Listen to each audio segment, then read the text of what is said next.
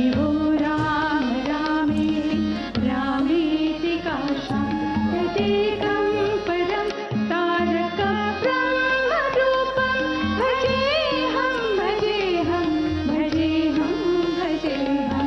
महारत्नपीठे शुभे कल्पमूले सुखासीनमादि यदा वर्णयत्कर्णमूले प्रकाले शिवो राम रामे रामेति काशं तदेकं परं तारकं ब्रह्मरूपं भजेऽहं भजेऽहं भजेऽहं भजेऽहं महारत्नपीठे शुभे कल्पमूले सुखासीनमादित्य कोटिप्रकाशं सदा जायते लक्ष्मणोपेतमेकं सदा रामचन्द्रं भजेऽहं भजेऽहम्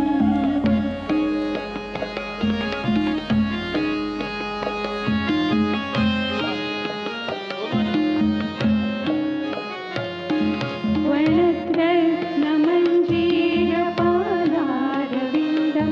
लसन्मेखला चारुपीताम्बरारं महारत्नहारो लसत्कौस्तुभागं लसच्चञ्चरीमञ्जरीलोलमालं लसच्चन्द्रिका स्मेरशोणाधराभं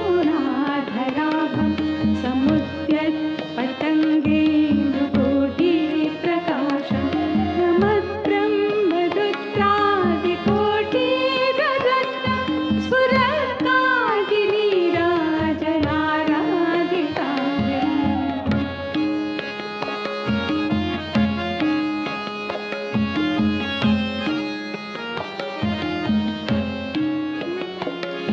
पुरप्राञ्जलि नाञ्जलीयाधिभक्तां स्वचिन्मुद्रया भद्रया बोधयन्तं भजेऽहं भजेऽहं सदा रामचन्द्रं त्वदन्यं न मन्ये न मन्ये न मन्ये यदा मत्सपीपं कृतान्तसमेत्य प्रचण्डप्रकोपैर्भटैर्भीषयिमा तदा विश्वरोषि त्वदीयं स्वरूपं सदा पत्रनाशं सकोदण्डबाणम्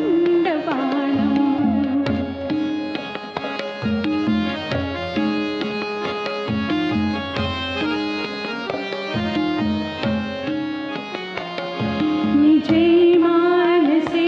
मन्दिरे सन्निधेहि प्रसीद प्रसीद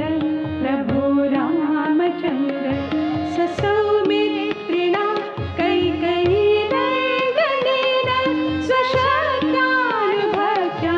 च संसेव्यमान स्वभक्ताग्रगण्ये कपीशे महिषे अनेकैरनेकैश्च राम प्रसीद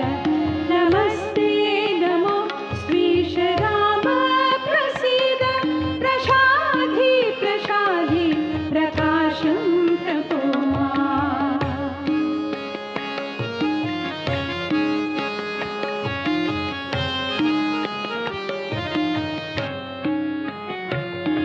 त्वमेवासि दैवं परं यदेकं सुचैतन्यमेतत् त्वदन्यं न मन्ये यतो भूतमेयं वियत्पायुतेजो ज्वरोरादिकार्यं चरं चाचरं च। जय श्री राम।